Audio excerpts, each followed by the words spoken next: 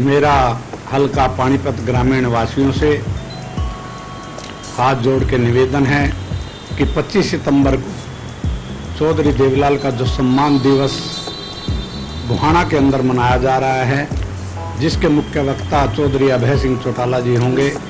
आप ज़्यादा से ज़्यादा संख्या में पहुंच करके चौधरी देवलाल के सम्मान दिवस को एक त्यौहार के रूप में मनाएं। धन्यवाद।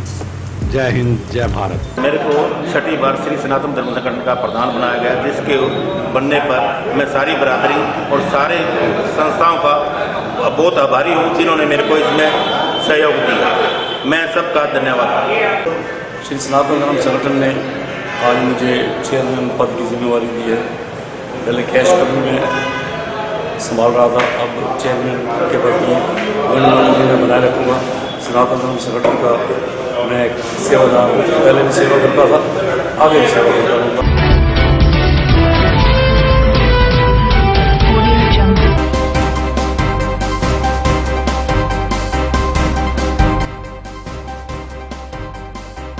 ओल्ड एज होम ने एक बुजुर्ग को सहारा देने से किया इनकार। शहर में मातम के साथ निकाला गया मोहर्रम का जुलूस, मुस्लिम समाज के लोगों ने लिया भाग।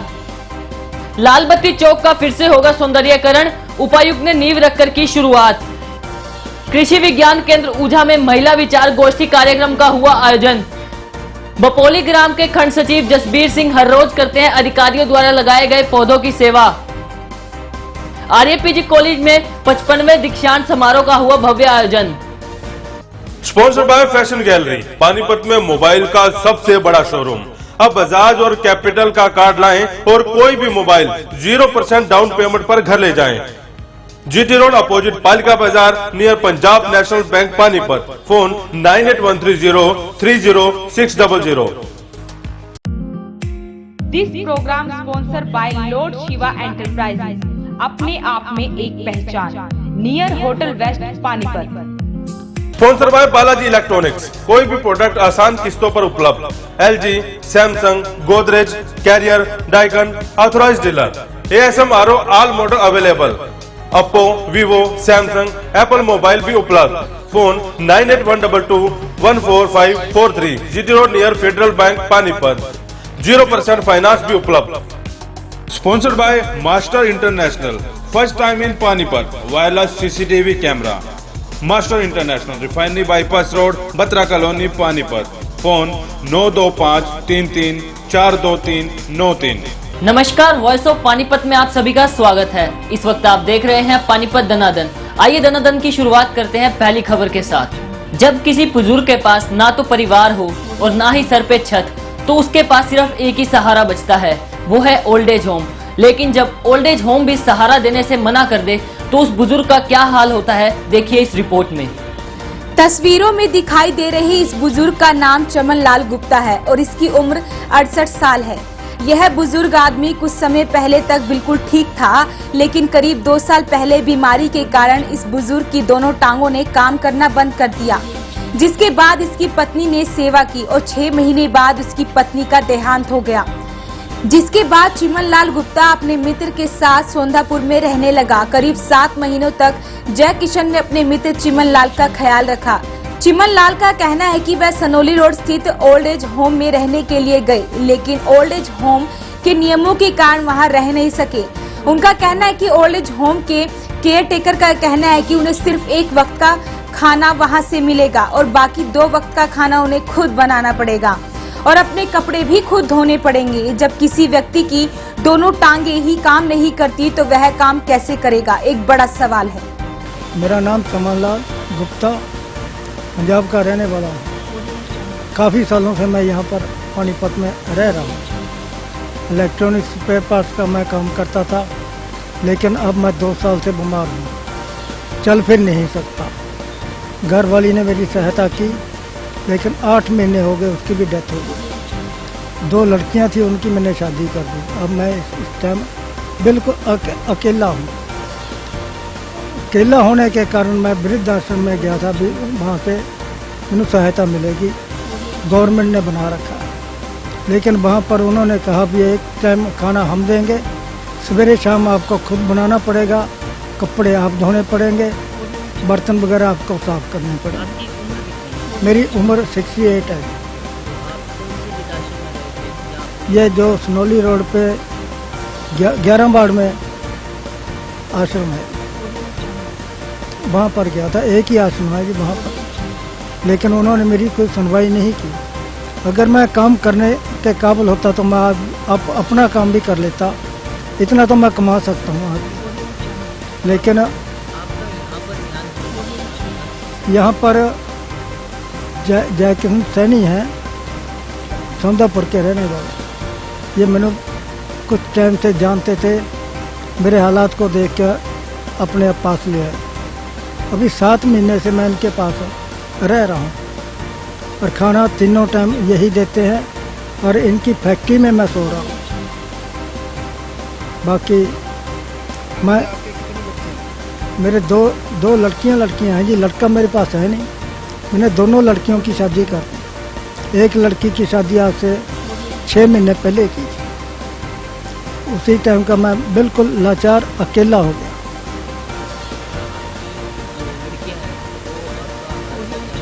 हाँ, लड़कियां मेरी कोई हफ्ते बाद 15 दिन बाद चक्कर मारती हैं। वो एक तो दूर की है चंडीगढ़, वो तो महीने 2 महीने बाद आती है। जो यहाँ की है वो 15 दिन हफ्ते बाद 15 दिन बाद एक चक्कर मार जाती है।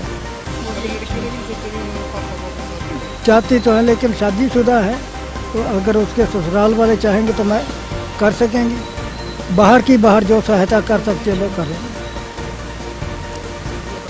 यही चाहता हूँ मेरा सहारा बढ़े, कोई मैंने वहाँ पर रखा जाए, 2 टाइम की रोटी मिलती रहे। और क्या है, सहजी है, मेरे दोस्त थे। थोड़े दिन पहले मेरी इनकी जान पहचान हो गई जी, तो राम रमी होगी। कुछ दिन पहले इनकी टांगें खराब हो गई थी। टांगें खराब होने से कुछ दिन पहले इनकी घरवाली गुजर गई थी। इसके बाद कोई सहारा नहीं रहा। एक लड़की थी, उसकी भी शादी कर दी इन्होंने। तो शादी करने के बाद तो यह लाचार हो गई थी। तो मेरा जैसे राम रमी थी थोड़ी, मैं इन्होंने अपने पास ले आया। मैं एक छोटी चाय की दुकान कर रखी। घर में तो मैं भी नहीं रख सकता जी, बाकी है मैं इनको दुकान पे रखा। यहाँ बच्चे ना जैसे रूखी मिसी रोटी मैं खा रहा, इनको भी दे रहा जी। वहीं लोगों का कहना है कि सरकार द्वारा लाखों रुपए की ग्रांट वृद्ध आश्रम को दी जाती है, लेकिन फिर भी वह बुजुर्गों को रखने में असमर्थ है। वह सिर्फ उन बुजुर्गों को रखते हैं जिनका स्वास्थ्य ठीक हो या फिर वह अपना कार्य खुद कर सके। पहले तो बिल्कुल ठीक थे, काम धंधा अच्छा करते थे, अच्छे पैसे कमाते थे, घर भी अच्छा बाहर चला रखा था। जब से इनके बीमार है 2 साल से, तब से बहुत ज़्यादा परेशान है। परेशानी के कारण कई बार मेरे को कहते भी ये ले चलो, वहाँ ले चलो, दवाइयाँ दवा दो। तो मैं इनको अनाथ आश्रम में भी लेके गया। वहाँ पे ये कहते भी हम तो 1 टाइम रोटी देंगे, 2 टाइम नहीं दे सकते और अपने कपड़े आप धोने पड़ते। ये बहुत लाचार है, इस करके ये करने नहीं पाएंगे काम।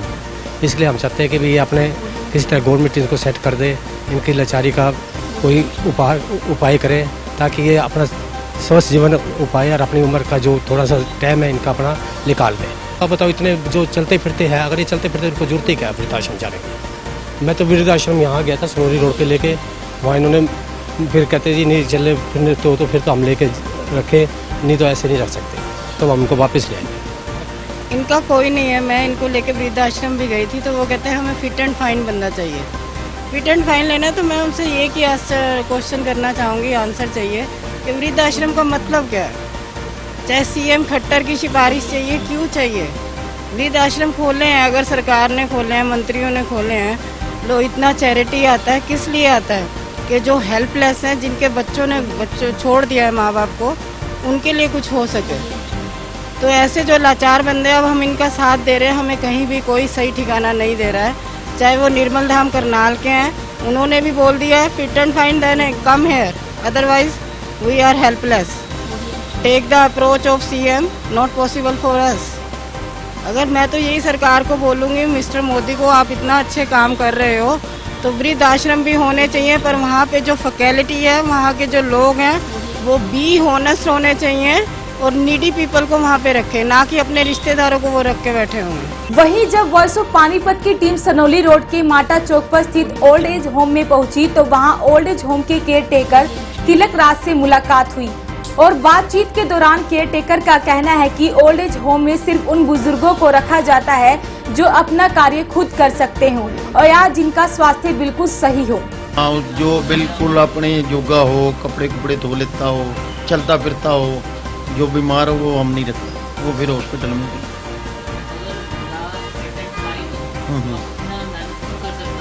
हाँ, खुद जो खाना बना सकता हो उसको हम रखते हैं, अदरवाइज दूसरे को नहीं रख सकते।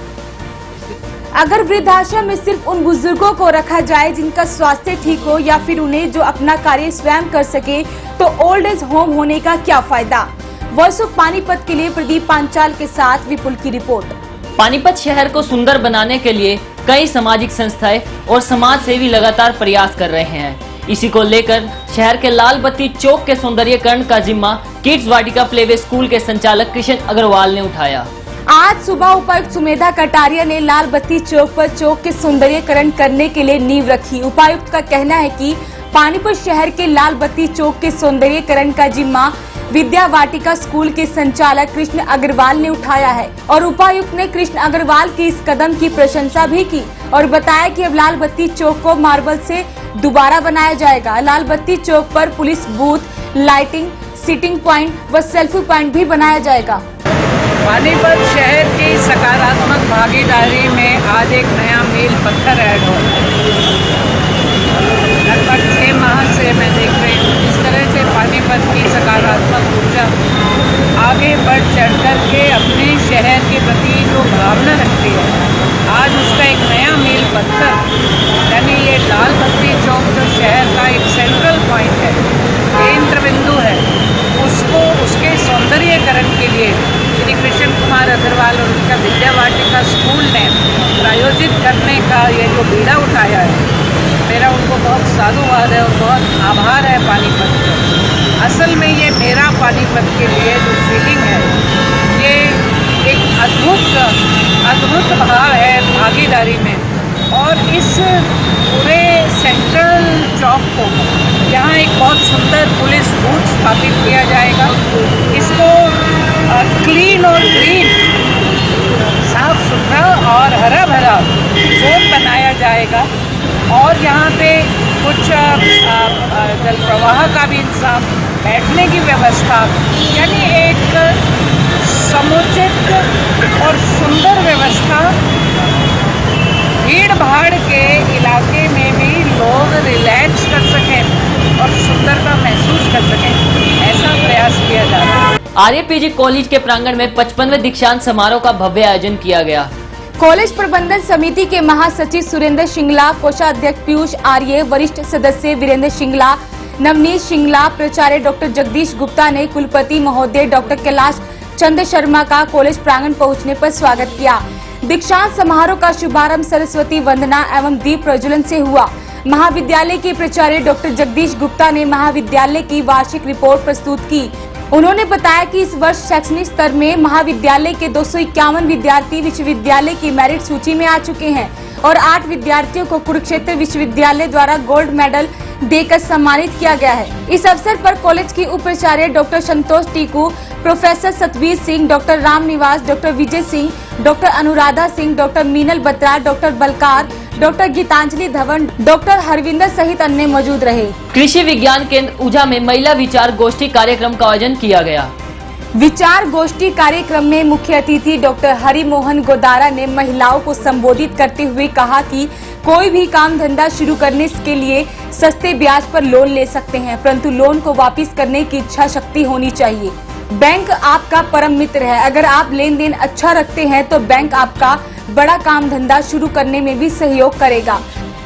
लोन से अपना कार्य शुरू कर अपना रोजगार शुरू कर आत्मनिर्भर बन सकते हैं। इस दौरान कृषि वैज्ञानिक डॉक्टर राजबीर गर्ग ने कहा कि महिलाओं को आर्थिक, सामाजिक व राजनीतिक रूप से सशक्त किया जाए ताकि उनको समाज में पुरुषों के बराबर दर्जा मिल सके। इस कार्यक्रम के दौरान डॉक्टर योगिता, पशु चिकित्सक ने डेयरी व्यवसाय पर महिलाओं के साथ विचार साझा किए और महिलाओं द्वारा पशुओं से संबंधित पूछे गए सवालों का जवाब भी दिया। कि जो भी महिला वास्तव में एक्टिविटी करना चाहती है वो बैंक के पास आए, हम उनकी नियमानुसार पूरी मदद करेंगे ताकि महिलाओं का उत्थान सहकारिता के माध्यम से हो सके। महिलाएं जो भी एक्टिविटी करना चाहे उसी का लोन दे देंगे, उसमें समस्याएं नहीं है। पूजा ज्ञान केंद्र से जो भी ट्रेनिंग सर्टिफिकेट लेके आती है महिला और वास्तव में काम करने की इच्छुक है, उसकी एक्टिविटी की कोई लिमिट नहीं है कि भाई वो ये करे तो दे या वो करे तो दे। जो भी काम करे, जिस प्रकार का भी नियमों में काम करें, उसको लोन देने में हमारे पास कोई समस्या नहीं है, कितनी भी महिलाएं बेशक आ जाए। फिलहाल पानीपत में आपकी ओर से कितना लोन दिया जाएगा इनको? महिलाओं का फिगर अलग इश्यू है, अदरवाइज टोटल किसानों को हमारा 550 करोड़ रुपए लोन है, फसली ऋण जिसको बोलते हैं, ठीक है। जो हरेक गांव में हमारी 35 हरेक गांव के एरिया में हमारी समितियां हैं, 35 समितियां हैं हमारी पूरे डिस्ट्रिक्ट के अंदर और 23 ब्रांचेज हैं। उन समितियों के माध्यम से हमने 550 करोड़ रुपए लोन दिया हुआ है, किसानों को फसली ऋण दिया हुआ है, ठीक है। और इसके साथ मेरा ये भी अनुरोध है कि किसान जो है वो समय पर ऋण की अदायगी करें। मौजूदा सरकार द्वारा इंटरेस्ट फ्री ऋण है ये, इसके ऊपर किसी भी प्रकार का कोई ब्याज किसान से फसली ऋण पे नहीं लिया जाता। टोटल हम किसान से 7% ब्याज की कैलकुलेशन करते हैं, जिसमें से 3% भारत सरकार देती है और 4% हरियाणा सरकार देती है। वॉइस ऑफ पानीपत के लिए सनोली से उमेश त्यागी की रिपोर्ट। बीडीपीओ बपोली कार्यालय में लगे पौधों को अपनी जिम्मेदारी समझकर खंड सचिव इनकी देखभाल करते हैं। इन पौधों को डीसी सुमेधा कटारिया द्वारा लगाया गया था। बता दें कि दुनिया को आज सबसे ज्यादा खतरा पर्यावरण प्रदूषण से है। इस खतरे से निपटने के लिए जहां दुनिया भर के देशों को साथ मिलकर काम करने की जरूरत है, वहीं प्रत्येक व्यक्ति का कर्तव्य है कि वह पृथ्वी पर मानव जीवन को बचाने के लिए आगे आए। यह कार्य करने में जुटे हैं बीडीपीओ कार्यालय बापोली के कर्मचारी ग्राम सचिव जसबीर सिंह।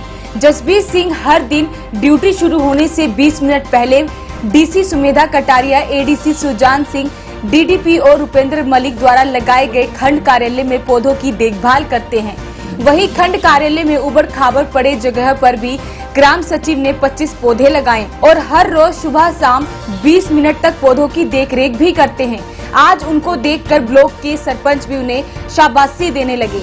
ये हमारे यहाँ पर पानी बापोली में खुला दरबार लगा था। जब हमारी डीसी मैडम आई थी, एडीसी मैडम आए थे, यहाँ ब्लॉक में 3 पेड़ लगाए थे डीडीपीओ साहब ने, तीनों ने 3 पेड़ लगाए थे अलग अलग। उसके बाद में इनका पूरा ध्यान रखता हूँ, लड़ाई करनी है, दवाई छिड़कनी है, पानी देना है, सभी करता हूँ मैं, ताकि हमारा वायु प्रदूषण न हो सके, वायु हमारे को बच्चों को आने वाले भविष्य में शुद्ध मिल सके। इसलिए मेरा इन पर पूरा ध्यान है, ताकि ये पेड़ बड़े होकर हमारे को शुद्ध वायु दे, छां मिले, इसलिए मैं इनका पूरा ध्यान रखता हूँ। आज पानीपत में मातम के साथ मोहर्रम का जुलूस निकाला गया, जिसमें मुस्लिम समाज के लोगों ने बढ़ चढ़कर भाग लिया।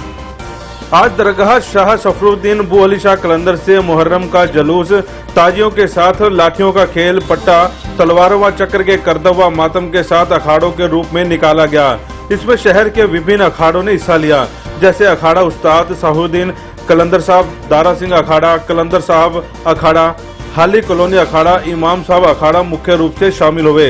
यह जुलूस जुम्मे की नमाज के बाद निकाला गया, जो कि दरगाह से मेन बाजार, गुड़ मंडी, अमर भवन चौक से होता हुआ इमाम साहब संजय चौक करबला तक पहुंचा। इस जुलूस में हसन हुसैन को याद किया गया तथा या हुसैन के नारों से बाजार गूंज उठा। मुहर्रम का महत्व यह गम का महीना माना जाता है, जो हजरत इमाम हुसैन व करबला में शहादत फरमा चुके शहीदों की याद में मनाया जाता है। इस दिन उन शहीदों को श्रद्धांजलि दी जाती है। हजरत इमाम हुसैन का युद्ध यजीद की सेना के साथ इस्लाम के लिए हुआ था, जिस युद्ध में एक मासूम बच्चा असगर मां की गोद में ही तीर लगने की वजह से शहीद हो गया था। इमाम हुसैन के साथ लड़े सभी इस्लाम की राह में चलने वाले युद्ध में प्यासे शहीद हो गए थे। उसके बाद यह जुलूस ताजियों के साथ करबला तक पहुंचा, जो समय लगभग दोपहर 2 बजे से निकलकर 6 बजे इमाम साहब करबला संजय चौक पहुंचा तथा करबला में ताजियों को दफनाकर इस कार्यक्रम का समापन किया गया। इस मौके पर मुख्य अतिथि के रूप में भाजपा नेता सुरेंद्र रेवड़ी, सम्मानित अतिथि के रूप पर इरफान अली, शहरी प्रधान मुस्लिम समाज खलीफा शौकत अली, सूफी सैयद एजाज, अहमद हाशमी, अशोक चौधरी, खादिम मकी शाह, जहूरुद्दीन अख्तर, जलीस दादा, अबू बकर, राशिद पधार, सोनू, अरशद मलिक, इरशाद बांडा, सलीम, मंजूर मौजूद रहे। मुहर्रम का जो त्यौहार मनाया जाता है, ये गम का महीना माना जाता है। मुहर्रम का जो मेन मकसद है वो है जो करबला करबला में शहीद हुए उन लोगों की शहादत को श्रद्धांजलि देना है सबसे बड़ी बात तो। और हमारे कलंदर साहब में लगभग 50 साल से ये जुलूस के रूप में निकाला जाता है। कलंदर चौक से निकलकर मेन बाजार, गुड़ मंडी, अमर मोहन चौक और करबला इमाम साहब पर इसका समापन किया जाता है। विभिन्न अखाड़े इसमें हिस्सा लेते हैं और लाठी, गदगा, तलवारों का करतब दिखाते हैं। अब तक की गतिविधियों में फिलहाल इतना ही। वॉइस ऑफ पानीपत के साथ जुड़े रहने के लिए आप सभी का धन्यवाद। Master repairing centre. अब किसी भी प्रकार की LED लाइट या कैमरा हो खराब, नहीं है कोई चिंता की बात। मास्टर रिपेयरिंग सेंटर है आपके साथ। फोन 92533 42393।